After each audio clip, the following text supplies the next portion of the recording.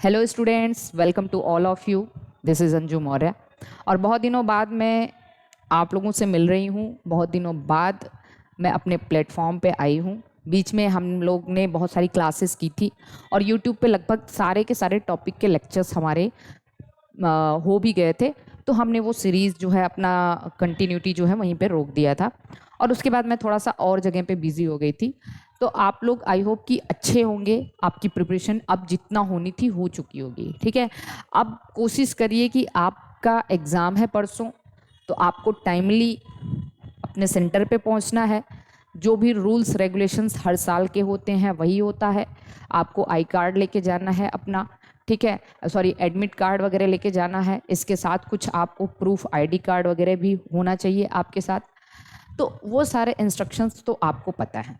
जो मेरे यहाँ आने का सबसे बड़ा रीज़न था कि आपका एग्ज़ाम का जो पैटर्न है वो चेंज हो चुका है, ठीक है। एग्ज़ाम पैटर्न के बारे में हम थोड़ा सा बात करेंगे और फिर उसके बाद हम लास्ट में कुछ और बातें करेंगे। तो देखिए, एग्ज़ाम पैटर्न क्या है, वो ये है कि अब आपके पास कुछ ऑप्शनल चीज़ें आ चुकी हैं, है ना। पहले हमारा क्या हुआ करता था, 360 क्वेश्चंस हुए करते थे 720 मार्क्स के। 180 आपके बायोलॉजी से हुआ करता था, सॉरी 180 क्वेश्चंस होते थे 720 मार्क्स के। सॉरी फॉर दैट कि वहाँ पे मिस्टेक मैंने बोल दिया। 90 क्वेश्चंस आपके बायोलॉजी के हुआ करते थे, 45 केमिस्ट्री के और 45 फिजिक्स के हुआ करते थे। अब भी उतने ही क्वेश्चंस आपको करने हैं, लेकिन आपको कुछ ऑप्शंस मिल चुका है, ओके। और ऑप्शन क्या है, तो हमारा जो पेपर होगा नीट का वो 2 सेक्शन में होगा, 2 सेक्शन में होगा, ठीक है, सेक्शन ए और सेक्शन बी। तो आई होप कि आप लोग ये सारी चीज़ें तो आपको थोड़ा सा पता भी चल चुकी होंगी, लेकिन मैं उसको बता भी देना चाहती हूँ। सेक्शन ए और सेक्शन बी, 2 सेक्शन है हमारे पास। तो first of all we will discuss about section B, क्योंकि ये हमारा ऑप्शनल है। सेक्शन बी क्या है, हमारा ऑप्शनल सेक्शन होगा। इसमें हमें ऑप्शंस मिलेंगे। हमें क्या मिलेगा, अगर हम बात करें फिजिक्स की, ठीक है, तो फिजिक्स में हमें यहाँ पे 15 क्वेश्चंस मिलेंगे। Out of 15 we have to attend only 10 questions. कितने हैं, केवल हमें 10 क्वेश्चन यहाँ से अटेंड करने होंगे। सिमिलरली केमिस्ट्री की अगर हम बात करें, तो केमिस्ट्री में भी हमारा जो है 15 क्वेश्चन होगा। आउट ऑफ 15 यहाँ पे भी 10 ही क्वेश्चन अटेम्प्ट करने हैं। बॉटनी की बात करें तो बॉटनी में भी हमारा 15 क्वेश्चन होगा और जिसमें से 10 क्वेश्चन करने हैं। और ज़ूलॉजी की बात करें तो यहाँ पे भी हमारा 15 क्वेश्चन होगा, जिसमें से केवल अटेम्प्ट करना है 10 क्वेश्चन। सो देखिए, यहाँ पे हमारे पास एक बिग ऑफर है, बिग अपॉर्चुनिटी है, या वी कैन से कि एक बहुत अच्छा ऑप्शन है।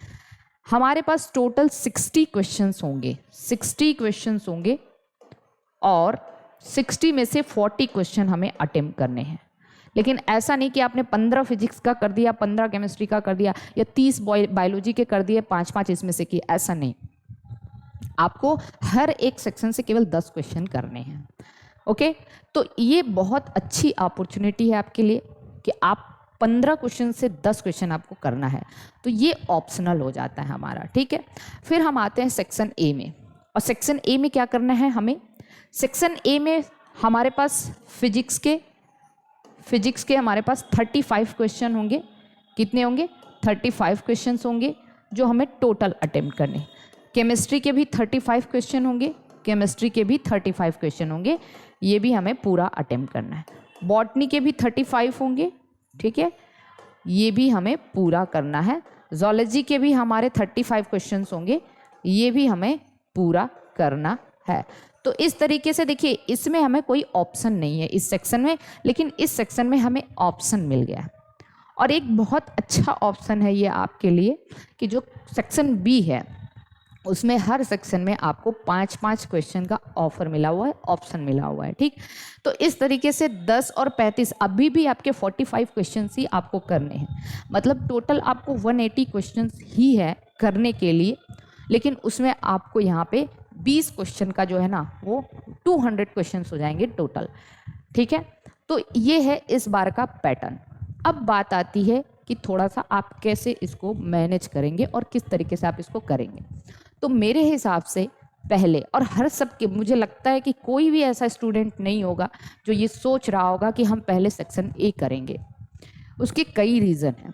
आप पहले सेक्शन ए नहीं करोगे, आप पहले सेक्शन बी करोगे। और हर स्टूडेंट इस लेवल पे आपको इतनी समझ तो हो ही चुकी होगी कि हर स्टूडेंट ये सोच रहा होगा कि हम पहले सेक्शन बी करेंगे। उसका रीज़न क्या है? Time management. ठीक है, पहला चीज़ हमें टाइम मैनेजमेंट करना है। और अगर हम, दूसरा रीज़न ये है कि अब इस सेक्शन में अगर हम क्वेश्चन करने गए, ठीक है, हमारे पास यहाँ पे ऑप्शन है, हम फटाफट से यहाँ पे क्वेश्चन करते चले जाएंगे और हमें 40 क्वेश्चन यहाँ पे अटेम्प्ट करना है, तो हम बहुत कम टाइम में हमारा एक सेक्शन कंप्लीट हो जाएगा। तो उससे हमारा जो है ना एक मेंटल लेवल स्ट्रांग होगा और एक कॉन्फिडेंस हमारा जो है ना बढ़ जाएगा। क्यों? क्योंकि यहाँ पे ऑप्शन है, हम कोशिश करके यहाँ पे सारे क्वेश्चन सही कर सकते हैं, है ना। और कितने लोगों को तो लालच भी आएगा कि अरे मुझे ये क्वेश्चन भी आ रहा है, ये भी आ रहा है, लेकिन इसको तो छोड़ना है। बायोलॉजी में ये भी क्वेश्चन आ रहा है, 15 के 15 क्वेश्चन आ रहे हैं, जोलॉजी पोर्शन के 15 के 15 क्वेश्चन आ रहे हैं, बॉटनी पोर्शन के, लेकिन छोड़ना है। लेकिन छोड़ना है, उसको आपको करना नहीं है। ठीक है, ये चीज़ हो गई। तो एक थोड़ा सा कॉन्फिडेंस लेवल हाई हो जाएगा और हम कम टाइम में एक सेक्शन कंप्लीट कर लेंगे। ओके, तो आपका प्लान भी यही होना चाहिए कि आपको बी सेक्शन पहले करना है। ठीक है, फिर हम आते हैं ए सेक्शन की बात करते हैं। अब देखिए, ए सेक्शन, मान लीजिए आपने बी सेक्शन उठाया, आपको फिजिक्स के क्वेश्चंस पहले मिल गए, तो उसमें आपको डरना नहीं है। आप सपोज करिए कि आपने पहला क्वेश्चन उठाया, तो आपने कहा अरे ये क्वेश्चन तो नहीं आ रहा है, तो थोड़ा सा अपना जो है ना एड्रिनल ग्लैंड एक्टिवेट होने लगता है और फिर थोड़ा सा जो है वी कैन से कि हम थोड़ा सा फियर होने लगता है, डर लगने लगता है। लेकिन आपको उस वक्त भी नहीं डरना है, आपको ये सोचना है तो ऐसे तो मुझे 4 क्वेश्चन और छोड़ने हैं ना, हम तो एक ही क्वेश्चन अभी नहीं आ रहा है, ऐसे हमें 4 क्वेश्चन और छोड़ने हैं। तो ऐसा करके अपने आप को थोड़ा सा कूल डाउन करने की कोशिश करिएगा, क्योंकि 15 में से 10 ही करने हैं। 10 भी नहीं करोगे अगर आप ध्यान से समझिए तो 8 भी कर लिए वहाँ से तो भी बहुत है।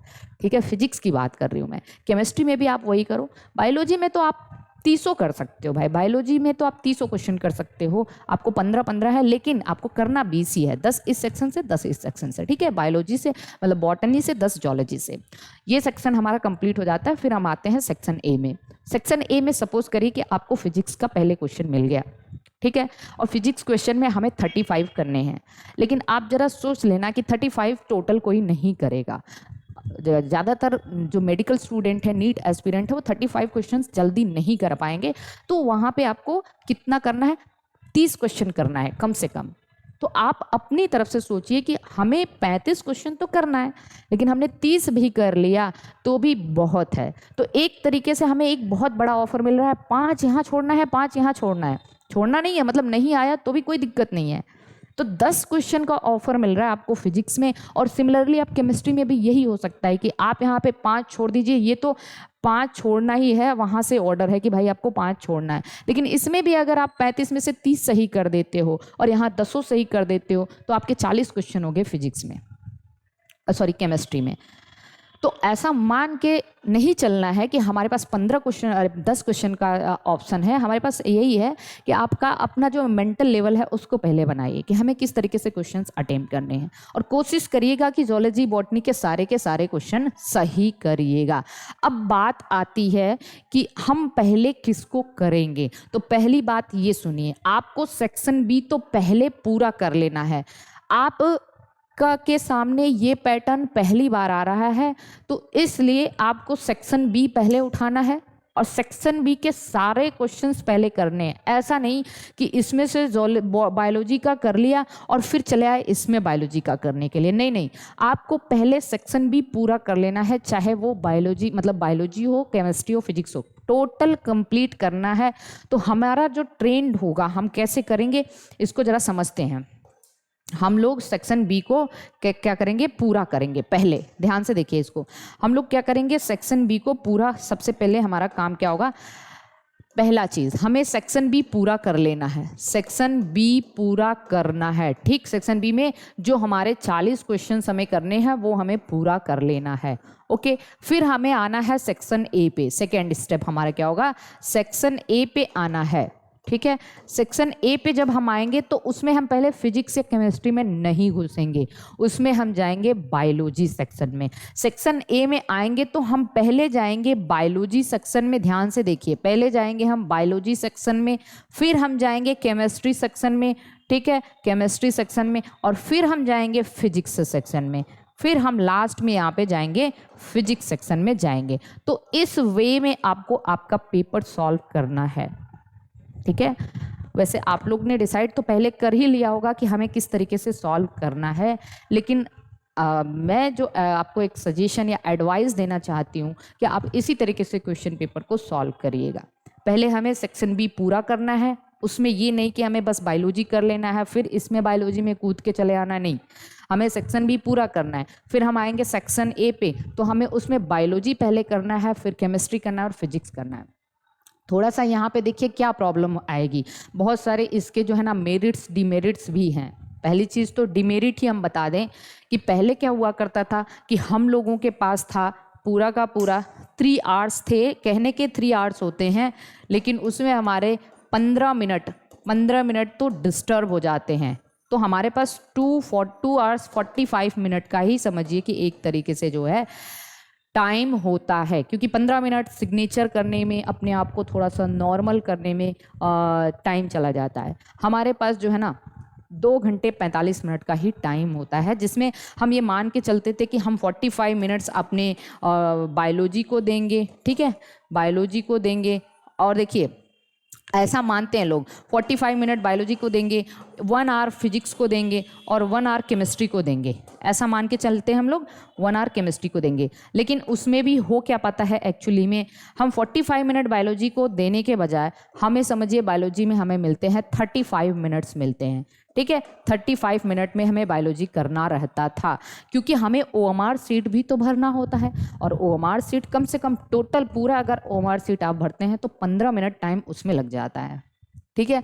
तो एक तरीके से जो हमारे पास जो पेपर आता है उसमें जो टाइम होता है वो आपको के लिए केवल 2.5 घंटे का टाइम होता है। आज भी वही टाइम है आपके पास, तो आपको ये सब चीज़ें सोच कर चलनी होगी। पहली गलती आप ये नहीं करोगे कि हमारे पास 3 घंटे का टाइम है, हम उसके अकॉर्डिंग मैनेज करेंगे, नहीं, आपके पास 2.5 घंटे का ही टाइम है। कितना है? 2.5 घंटे का टाइम है, ओके। और उसी में उस 2.5 घंटे में हमें क्वेश्चन पेपर सॉल्व करना है। 15 मिनट में हमें OMR भरना होता है, 15 मिनट हमारा ऐसे वैसे चला जाता है, तो 2.5 घंटे में हमें पूरा पेपर सॉल्व करना है, जो मैंने तरीका बताया उसको। अब चलिए हम आ जाते हैं, ये तो हमारा था इस तरीके से। अब हम जरा आते हैं कि how to fill OMR sheet. OMR sheet को हम लोग कैसे भरेंगे, ठीक है। अब हमारे OMR शीट में भी जो है ना 2 सेक्शन होगा। पहले हमारा होगा सेक्शन ए, तो हमें तो इसको नहीं देखना है, पहले सेक्शन ए होगा और फिर होगा हमारा सेक्शन बी, ठीक है। तो हमने जैसे ही सेक्शन बी किया, हमने क्वेश्चन पेपर में हमने क्या किया, सेक्शन बी किया, और वैसे ही हम पहले सेक्शन बी के OMR को भर लेंगे। सेक्शन बी के जो क्वेश्चंस हैं उसके OMR को हम लोग भर लेंगे। ऐसा नहीं कि हमने सेक्शन बी कर लिया उसको छोड़ दिया, अब आए सेक्शन ए पे करने के लिए और उसमें टाइम ज़्यादा से ज़्यादा टाइम गवा दिया, नहीं। पहले हमें अपने 40 क्वेश्चन को सिक्योर करना है, सेव करना है। 40 क्वेश्चन हमारा बच जाएगा अगर हमने सेक्शन बी किया और उसके बाद इसके OMR को हमने भर दिया, ठीक है ना। अब हम आते हैं सेक्शन ए पे। जो ट्रेंड मैंने अभी आपको बताया था कि सेक्शन ए में भी हम लोग क्या करेंगे, पहले बायोलॉजी करेंगे, फिर फिजिक्स पहले बायोलॉजी करेंगे, फिर उसके बाद केमिस्ट्री करेंगे और फिर फिजिक्स करेंगे।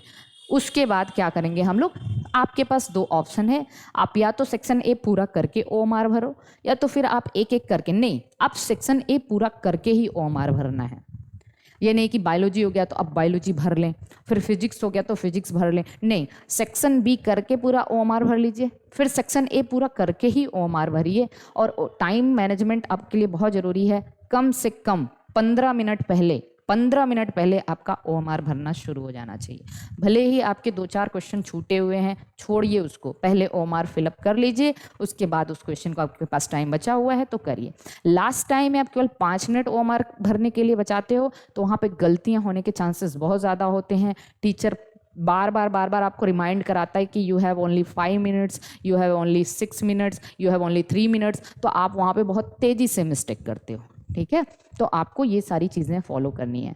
वन मोर थिंग कि how to fill OMR sheet, किस तरीके से आपको OMR भरना है, तो इसके 2 तरीके हैं। पहला तरीका आप ऐसे कर सकते हो, देखिए इसका पहला तरीका क्या है उसको भी मैं बता दूं। इसका पहला तरीका तो ये है कि सपोज आपने सेक्शन बी कर लिया, ठीक है, सेक्शन बी कर लिया, आप जहां बैठते हो आपके पास इतनी जगह होगी कि आप एक तरफ आप अपना पेपर रख लो, क्वेश्चन पेपर, और एक तरफ आप अपना OMR रख लो, ठीक है, यहाँ पे रख लो पेपर, यहाँ पे रख लो OMR, दोनों पास में रख सकते हो, क्योंकि एक बेंच पे मेरे ख्याल से 2 लोग से ज़्यादा नहीं बैठते हैं, तो आपके पास एनफ जगह रहेगी कि आप इन दोनों को साथ में रख सकते हो। अब पहला तरीका तो ये है कि आपने सेक्शन बी पूरा किया, ठीक है, सेक्शन बी अगर आपने पूरा कर लिया, पूरा करने के बाद अब यहाँ से क्वेश्चन, जैसे आपने यहाँ पे इसमें तो 1 2 3 ऐसे करके ऑप्शन दिया रहता है क्वेश्चन में, तो आपने इसका 3 सही कर दिया, फिर दूसरे का 2 सही कर दिया, फिर ऐसे ऐसे करते गए, फिर उसके बाद आप OMR शीट में आए, यहाँ पे आपने देखा और यहाँ पे 3 लगाया, यहाँ पे आपने देखा यहाँ पे 2 लगाया, यहाँ पे आपने देखा यहाँ पे 4 लगाया। पहला तरीका तो ये है, ठीक है। और दूसरा तरीका मैं बता रही हूँ, दूसरा तरीका ये है कि आप अपना क्वेश्चन पेपर और OMR साथ में रखिए और आपका फुल कंसंट्रेशन इन दोनों पे होना चाहिए, बस इतनी चीज़ आपको पता होनी चाहिए। और उसके बाद आप यहाँ पे जैसे ही आपने क्वेश्चन नंबर 1 का A सही किया, ठीक है, क्वेश्चन नंबर 1 का A सही किया, वैसे ही क्वेश्चन यहाँ पे 4 आपके पास सर्कल होंगे, ठीक, उसमें कुछ नहीं करना है, इसी कलम को उठाइए और यहाँ पे ऐसे टिक कर दीजिए, ओके, क्योंकि दोनों पास में रहे, आपके हैंड की डिस्टेंस, मतलब आपके दोनों पेपर के बीच में डिस्टेंस ज़्यादा ना रहे। आपने क्वेश्चन नंबर A सही किया, वहाँ पे गोले में टिक कर दिया और ऐसा टिक कर दिया कि बाद में आप उसे देखो तो वो दिखाई दे जाए कि हमने इसी में टिक किया है।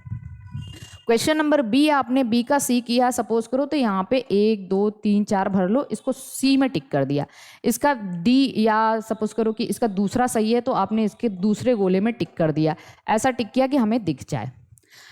पता है this method will be more accurate.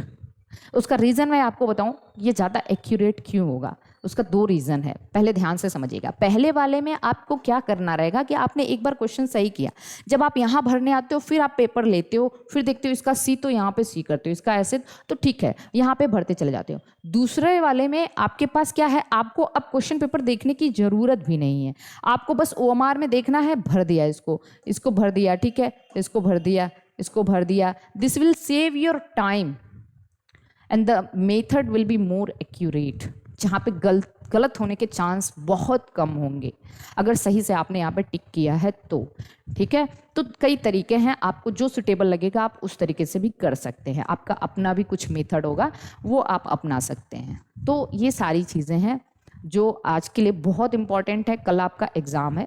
और दूसरा कुछ इंस्ट्रक्शंस जो आप लोग फॉलो करना है, आपको टाइमली सेंटर पे पहुंचना है, आपके जितने भी रूल्स रेगुलेशंस, जो मैं वैसे भी मैंने ड्रेस कोड वगैरह के बारे में पिछले लेक्चर में पिछले साल मैंने बताया था, वो तो चीज़ें आपको पता ही हैं। आपके पास आपका आई कार्ड होना चाहिए, एडमिट कार्ड होना चाहिए, ठीक है, पानी की बोतल होनी चाहिए, वॉच नहीं लगाना है, कलरफुल कपड़े या रिटन जो टी-शर्ट्स वगैरह होते हैं वो नहीं पहनना है, ठीक है। ये सब बहुत सारे इंस्ट्रक्शंस हैं। और उसके बाद अब जो है आपकी प्रिपरेशन हो चुकी है, जितनी भी वो होनी रही होगी वो कंप्लीट हो चुकी है। आपको टाइमली सोना है, टाइमली उठना है, ठीक है, हल्का खाना लेना है। ऐसा नहीं कि कल पता चला कल चिकन खा लिया, कल पनीर खा लिया और उसके बाद परसों लूज मोशन होने लगा तो बहुत सारी दिक्कतें आएंगी। तो आपको बहुत हल्का खाना लेना है, लिक्विड ज़्यादा लेना है इस बीच में, तो परसों आप एग्ज़ाम देने के लिए इस तरीके से अपने आप को प्रिपेयर कर लीजिए, ठीक। और ये सारी चीज़ें हैं और आई होप कि आप लोगों की प्रिपरेशन भी अच्छी हो चुकी होगी। और जैसे कुछ स्टूडेंट्स, जैसे कुछ बच्चियाँ मुझसे मिलने के लिए आई थी एक दिन, और हम लोग एक्चुअली मिलने नहीं, हम मार्केट में ही मिल गए थे, तो उन्होंने कहा कि आपने सीरीज़ नहीं चलाया। तो उसका एक रीज़न है, मैंने सीरीज़, आपको पता होगा कि हमने बीच में एक सीरीज़ लॉन्च किया था कि हम लोग क्या करेंगे, एक क्रैश कोर्स टाइप से हमने कहा था कि क्रैश कोर्स करेंगे, और उसमें हमने एक छोटा सा अमाउंट भी रखा था कि 40 दिन का क्रैश कोर्स होगा, और उसमें सारे चैप्टर्स हम, और लाइव क्लास भी मैंने बताया था कि लाइव क्लास होगा 1 घंटे का, हम लोग हर एक चैप्टर को 1 घंटे में करेंगे और उसी चैप्टर के क्वेश्चंस। और मैं ये काम पिछले 6 महीने से करवा रही थी। मैंने सारे जो है हमारे यहाँ टाइपिस्ट दिन रात काम करते थे, और उनसे सारा का सारा मैंने हर चीज़ जो है टाइप करवा लिया था कि हमें कैसे ये आगे के लिए क्या प्रिपेयर होना है। ठीक है, अब उसके बाद क्या होता है कि जब हम अनाउंस करते हैं कि हमें ऐसे ऐसे चलना है, और उसमें कुछ टेस्ट सीरीज़ भी हमने बताया था, और क्वेश्चन सॉल्व होंगे, पेपर कराया जाएगा, इस तरीके से मैंने बहुत सारी चीज़ें उसमें इंक्लूड करी थी। वो चार्ज बस इसलिए था कि हमने क्या किया था कि जब हमारी कनेक्टिविटी, हमारा ऑफलाइन क्लासेस बंद हुआ, तो हम कनेक्टिविटी ख़त्म ना हो जाए, और मेरा पैसन है पढ़ाना, इसके लिए हमने फिर से कुछ बहुत सारा एक्सपेंस किया। लगभग मैंने बताया भी था अमाउंट, बहुत लंबा अमाउंट खर्च करके मैंने एक डिजिटल स्टूडियो बनवाया। तो फिर अब वहाँ पे जैसे बहुत सारे स्टूडेंट्स कह दिए कि मैम नहीं हो पाएगा, ये सारी चीज़ें हैं, कैसे दोबारा से फ़ीस नहीं ली जाती है उससे। और मुझे बहुत ज़्यादा हर्ट हुआ था, क्योंकि मैं अगर ऐसा सोच सकती हूँ कि आपसे मुझे जुड़ना है, आपके लिए मैं कितना ज़्यादा से ज़्यादा कर सकूँ, तो अब अगर वो चीज़ें नए सिरे से शुरू हो रही हैं तो वहाँ पे आपने थोड़ा सा कोऑपरेशन नहीं दिखाया। तो मैंने भी, ठीक है, वो उसके बाद मैं 1 हफ्ते इतना ज़्यादा डिस्टर्ब हो गई थी कि मैं स्टूडियो में एक मिनट के लिए भी नहीं गई। 1 हफ्ते मेरा पूरा स्टूडियो बंद ही था, पूरा बंद था। मैंने टाइपिस्ट को मना कर दिया, स्टूडियो में गई नहीं। फिर 1 हफ्ते के बाद हम हमारे कुछ जान पहचान के कुछ फ्रेंड्स हैं, तो मतलब हमारे साथ ही पढ़े हुए हैं, तो उनका कुछ खुद का कोचिंग वगैरह चलता है, टेस्टी पिस्टी का, ऐसे वैसे। तो बहुत सारी वैकेंसीज आई हुई थी, टीजीटी, पीजीटी, एलटी, जेआईसी। तो उन्होंने काफ़ी दिन से हमसे कह रहे थे कि मैडम एक बार हमारे यहाँ थोड़ा सा देखिए, आप थोड़ा सा उसको जो टीजीटी हुआ है या आने वाला जो जीआईसी टीचर वैकेंसी है उसके लिए थोड़ा सा देखे। तो मैं उस वक्त मना कर दी थी। बाद में मैंने देखा एक दिन ऐसे ही, और यूट्यूब पे मैंने देखा टीचर्स पढ़ा रहे हैं अपना बहुत सारी चीज़ें, तो मैंने सोचा क्यों ना हम इसको पढ़ाएं, क्योंकि मैंने लोगों के पढ़ाने का तरीका देखा और मुझे अपने पढ़ाने का तरीका पता है। और बहुत अच्छा, मैंने केवल 4, 6, 10 वीडियो ही मैंने अपलोड किया, और उसके बाद बहुत अच्छा और मैसिव रिस्पांस मिला। बहुत सारी जगहों से, बहुत सारे जो हमारे सपोर्ट टीम वगैरह हैं, कॉल आने लगे कि मैडम से कहिए कि वो आगे कंटिन्यू करें। और हमने कंटिन्यू किया। हमने जीआईसी का एक क्रैश कोर्स लॉन्च किया था, तो उसमें केवल 1 महीने का क्रैश कोर्स था, और उसमें लगभग अब तक 400 स्टूडेंट्स एडमिशन ले चुके हैं। जबकि अभी 19 को एग्ज़ाम होने वाला है जीआईसी का, और वहाँ पे 400 स्टूडेंट अभी भी कितने 20-25 पेंडिंग में पड़े हुए हैं। रिक्वेस्ट उनकी है कि हमें ऐड कर लीजिए। ठीक है, तो पता है मैं ये सब क्यों कह रही हूँ? मैं यही बता रही हूँ कि आप लोग अच्छे हैं, आप लोग को ये नहीं पता है कि हमें पढ़ना कैसे है। बहुत सारे चैनल्स पे भागने से, इधर उधर करने से चीज़ें सॉल्व नहीं होती। और हमारे भी बहुत सारे स्टूडेंट हैं जो 4-4, 5-5 साल से, लोग, मैं जानती हूँ, लोगों को तैयारी कर रहे हैं, लेकिन दिक्कत कहाँ आ रही है? कभी खुद में झांकने की कोशिश नहीं करते हो आप लोग कि प्रॉब्लम कहाँ आ रही है, प्रॉब्लम कहाँ है, हम क्यों सिलेक्शन से दूर होते जा रहे हैं। तो अभी मुझे डिमोटिवेट नहीं करना है आप लोगों को, मैं बस यही बता रही हूँ कि आप लोग अभी फ़िलहाल अच्छा करिए। क्योंकि जैसे मैं बता रही हूँ, मार्केट में मुझे स्टूडेंट मिल गए थे, तो उन्होंने पूछा, तो बस उसका यही रीज़न है। मैंने आज तक आप लोगों से ये बात रिवील नहीं करी थी, लेकिन उसका बस यही रीज़न है कि मैंने उसको बंद कर दिया था। मैं बहुत ज़्यादा डिस्टर्ब हो गई थी, बीच में तबीयत भी मेरी ख़राब। पहले मैं कोविड के की वजह से मुझे इतनी ज़्यादा दिक्कत हो गई थी, बहुत सारी कॉम्प्लिकेशंस हो गई थी मुझे, रेस्पिरेटरी से लेके बहुत सारी कॉम्प्लिकेशन हुई थी, लंग अफेक्टेड हो जाने की वजह से। फिर भी मैंने शुरुआत करी। मैं 2 महीने के बाद, मैं 2 महीने तक एकदम बेड रेस्ट पे थी। 2 महीने के बाद मैंने फिर से सारी चीज़ शुरू करी थी। ठीक है, तो फिर क्या हुआ, मैंने पढ़ाया भी जो चीज़ें, और मतलब ऑलमोस्ट सारे के सारे टॉपिक मेरे अभी भी यूट्यूब पे पड़े हुए हैं। ठीक है, तो आप लोग पढ़ चुके होंगे बहुत सारे स्टूडेंट, क्योंकि मैंने देखा हमारे यहाँ वॉच टाइम 100 घंटे का आता है। दिन भर में मेरे चैनल पे वॉच टाइम 100 घंटे का है। मतलब इसका मतलब बच्चे पढ़ रहे हैं, बच्चे देख रहे हैं। ठीक है, तो मुझे बहुत अच्छा लगा कि चलिए ठीक है, कम से कम हमने जो पढ़ाया हुआ है वो लोगों के काम आ रहा है। ओके, तो चलिए ठीक है, ऑल द बेस्ट। आप लोग अच्छे से एग्ज़ाम दीजिएगा। इसके बाद हम लोग बहुत कुछ बड़ा करने वाले हैं। आप लोगों के लिए भी दूसरों के लिए भी, ठीक है। हमारे पास हम लोगों का प्लान बहुत बड़ा है। जिस दिन आपका एग्ज़ाम हो जाएगा हम पेपर सॉल्व कराने के लिए आएंगे और आपसे आगे का प्लान बताएंगे। और कोशिश करिए कि आप लोग अच्छे से एग्ज़ाम दीजिए, कोई टेंशन नहीं। एग्ज़ाम अच्छा हुआ तो भी अच्छा है, नहीं अच्छा हुआ तो भी अच्छा है। पैनिक नहीं होना कि एग्ज़ाम अच्छा नहीं हुआ तो सब कुछ ख़त्म हो गया, ऐसा नहीं। एग्ज़ाम अच्छा नहीं हुआ तो फिर से एग्ज़ाम होगा। तो दोनों केस में आपको खुश रहना है। और मुझे पता है कि हमारे बच्चे तो दोनों को केस में खुश हैं। जितना पहले वाले केस में खुश नहीं होते उससे ज़्यादा दूसरे केस में खुश होते हैं ना। मतलब एग्ज़ाम नहीं भी अच्छा हुआ तो भी आप लोग खुश रहने वाले स्टूडेंट हो। तो चलिए, ऑल द बेस्ट, अच्छे से पढ़ाई करिए। और अब ज़्यादा पढ़ाई नहीं करनी है, जितना पढ़ना था वो हो चुका है। अब रेस्ट करना है, दिमाग को थोड़ा सा आराम देना है और एकदम पॉजिटिव होकर एग्ज़ाम देना है। So all the best.